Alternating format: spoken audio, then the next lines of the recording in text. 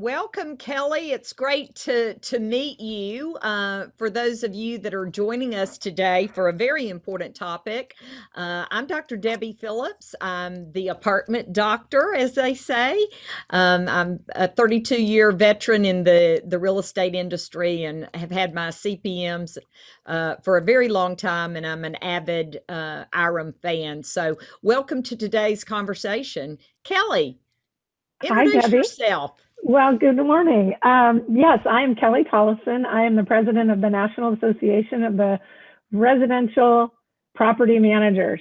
And the difference between what IREM does and what we do is we specialize in the single family rentals, and IREM does the multifamily mostly. And I have a 26-year career in managing single family and small duplex and small multifamily properties. I started our company with my husband, Tom, and we own and operate it on a daily basis here outside of Seattle. We manage over 550 residential units, and we also actually manage a team that handles about 90 homeowner associations. So we're kind of on two facets of property management going on in our office. So yeah, Well, glad to be here. we've joined together today to talk about an important topic. I read recently a thought leader, Jonathan Fields. He said Mhm. 87% of people have been somewhere between sigh and cry. Mhm. And I think that, fear is real. And we've read a lot of literature around the reason people have been so fearful is it's really due to the unknown. Like, we don't know when this is going to end. Mhm. If you Mhm. and I have ever worked on a project and it's been tough and we've really been in the valley, our guiding light is we do have a deadline, Right. and I think that with the pandemic, there's been so much fluid information and the things change on a daily basis. And I just have to give a huge shout out for IREM and their COVID resources that anyone watching can certainly, go online and find those resources. There's incredible tools and resources, and I'm sure NARPM has some as well. Yes. Yeah. Um, We've got a resource page as well. Started it right away, and it's been a great resource for our members. Yeah. sure. And I think you're right about the unknown. I think we go through life and we hit situations where we have a fight or flight or a freeze response, and it lasts maybe anywhere from 13 seconds to maybe 13 minutes. But we equate it to an earthquake or some a hurricane or something that has a definite beginning and a definite end, and it becomes more manageable just in our own heads. And this pandemic, we know there was a beginning, and we thought, at least I thought, okay, it'll end in June. Okay, so it's not June. Okay, so it'll end in September. Well, it's not ending, and we're still not ending. We still don't really have an end in sight. And I think you're right that it creates this level of fear. And the thing that what we're going to talk about today is the isolation and how you deal with it when you have no ending to it. We don't know. I mean, we just all passed through the Thanksgiving holiday, one of the major holidays of our culture, and just being alone for these days that society says we're supposed to be together can be really, really difficult. Absolutely. And I speak about generations in the workplace. And I think that, depending on your social structure and your relationships that you had in place, across all generations experience, and they have different coping strategies, Mm-hmm. you Mm-hmm. know. And I think it's important too, and I would love to hear, Kelly, from you, based on not just your internal team, but your stakeholders that you serve, from people in your communities as well as your homeowner associations. Let's start with kind of a high level conversation about your different stakeholders and how they have dealt with the isolation and Mhm. even loneliness. Right. And, they're not, our clients and stakeholders aren't necessarily, we don't have that personal relationship with them, but I can tell you in our business relationship, I can feel a heightened sense of need from them to us in communicating like what's going on. And we originally, we kind of not knowing what was happening, when there was kind of a lot of panic, if you will, in the air about what we do and how we handle it. There's no playbook for this. There's no go back and see what we did last time. And so we just communicated more, and we just tried to communicate more, and that seemed to relieve some of the stress. And then as time went on, when rents were being paid, and that's what their biggest fear was, is that rents wouldn't be paid. In the state of Washington, we have no leverage, which is like that all over the country, I'm sure, if a tenant doesn't pay rent. And so that is very scary. We've been fortunate enough to have 98% of our tenants paying rent either on a payment plan or on time and in full every month. But as far as what we're seeing, I think, like I said, is a little bit of fear, and how they deal with the isolation. I think is we're getting a lot more work orders from our tenants, because they're at home more and they're noticing things maybe that they didn't notice before, or they have the time to get it taken care of. So we're getting more requests for maintenance on our properties. And as far as our staff goes, in our team, we worked really hard to build a culture that is a team. And I refer to them as a team. And I always talk about team similarities. Like, I grew up playing soccer. And when I played a forward, and when I had to drop back for whatever reason, the midfielder would come up and take my place. And I refer to that a lot in our team, is when we're working, we need to be able to see what everybody's doing and fill in those spots. And we've been able to continue that with some of the technology that's available, like everyone. Yet it still isn't the same.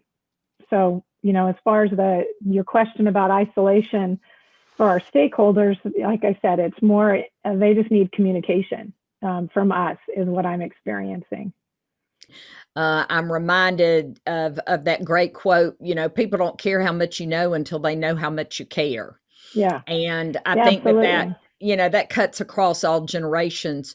You mentioned something, Kelly, that I thought was important, and I'm excited that we've already gotten to that topic around corporate culture.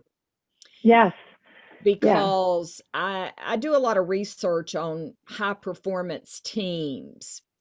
And I think social isolation and loneliness, you know, you can't create a culture in the middle of COVID. You have to work with what you have. Right. And I totally agree. There has to be a foundation somewhere, and there has to be you can't have a group of people that are all working for the same things and not have a culture. It's innate. It's just what it is, right? It's like gravity. There's a culture. And what you do with that and how you guide and direct it in the world of not even just a pandemic, in a situation where you don't even know how to deal with it, right? We just didn't even, like I said, we don't have a playbook. So for me personally, in my company, and what we did is we use Office 365, which came with Teams, which is a chat platform. And we are constantly communicating on Teams. And what I've noticed over time is we have become a tighter knit group, because our leasing agent will be out, and she'll go to a property and that is a new listing or a tenant move out, and she'll send a picture about everything the tenant left in the refrigerator, right? And now we all have something in common, and she doesn't feel isolated out like she would have been had we all been back to what we were doing, because we're all engaged in this written conversation, but it's a verbal feeling that's being cultivated. And we have 4 VAs, one in the Philippines, 2 in Mexico, and 1 in Boise, Idaho. And they have said they feel more connected to the team because we're all engaging, rather having those fly-by conversations in the office as you're walking by someone's office or you're getting up and going in and asking a question. It's all happening on Teams and everyone's involved. And so everyone feels closer knit and connected. And I have a colleague who we were talking one day, and I actually talked to him about what our conversation was going to be like today, because his situation was completely different.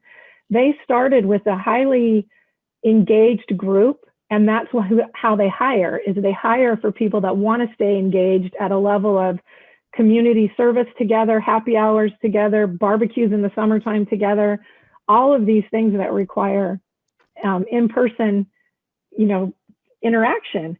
And he said it's gone the opposite direction for him, whereas mine's gone the other direction. And it was really fascinating to hear how he feels like some of the things that they're doing in their office feel forced, where mine feel like it's just fluid. And it's just, I thought it was really fascinating about the difference in what you said, like about the cultures being, already established. You'll get a kick out of this, and our viewers today can appreciate this. I was on a call with Jim Ledbetter. He runs a large property management company in North Carolina, and he said that this has been like building a plane with people on it. Yeah. Is that seriously? Yeah. That's how he described this experience. And, talking about virtual platforms, there's an article, and it's by a group of people from Manpower. They did a study, and it's called The Post-Pandemic Rules of Talent Management. And it really talks about these virtual platforms being the great equalizer, because everybody has a little square box on the screen, and that it kind of neutralizes. You can't have power plays, when everybody's the same size on the screen. And it also talks about the value in hearing from the leader. Everybody gets the same message. And so to your point, Kelly, it has really neutralized, or, made the playing field more equitable, that everybody's hearing it in real time. But let's think about, and I'd love to, hear your thoughts. I don't know, I always say to my clients that in times of stress, people fall to their default. Like, you don't come up with something new in the middle of a crisis. You may adjust or you may amend, but you're really only as strong as your default. Do you have a cadence of meetings with your team? Or do you have team huddles? Yeah. How does that happen? It's been really interesting. We started out with COVID meetings, right? We had the COVID meetings, and we talk about, what are we doing in COVID? What are the new procedures? What are the new processes? What do we need to shift? And I think you're right. It feels like everything is new, but you're right. You're building off of what you've already gotten, and you're not really necessarily creating anything. You're just amending what you were doing, but it feels like you're building a whole new house, right? Right. Or as Jim Ledbetter said, the new plane. But so we've evolved to what we do is a team huddle. And we do it every Tuesday and Friday, except for at the end of the month when we do a monthly, more of a business type meeting where we talk about, okay, who's moving out, who's handling this, who's doing that. And we make sure all the processes and everything are in place, and that we've got anything that needs to be changed is worked on. But the huddles are really, really fun, because we've evolved it to be, or I thought more along the lines of, I don't want it to be a business thing. Let's talk about our company's guiding principles. And one of those that we talk about is betterment. So one of the questions in the huddle, and it's only meant to be 15 or 20 minutes, and there's about 10 or 12 of us on it. And what does better look like on you? What does better look like to you? Or the other thing is, one of the topics I had is share with the group your most favorite vacation and why. And I did it for two reasons. I said I wanted them to remember what it was like to travel because we've been isolated, and I wanted them to tap into those feelings of that best vacation they've ever had. And then I also wanted to remind them that going forward, we will be able to do this again, that there will be an end to this, and we are stuck in this, we are in it together. But let's talk about some of the things that you've done with your families or your friends that really evoked a really warm, positive emotion, and tell us about that. And so it was really one of the best huddles we've had. And you could just tell when people were talking about it, their moods lifted, their excitement came out, and it was changing, it was evolutionary in what we did. And so I try to pick topics for our huddles that let us know who you are, because we're not together and we can't see those little nuances. And number two, as we get to know each other, we become a tighter knit group and we care more and more about each other. So it's really been great.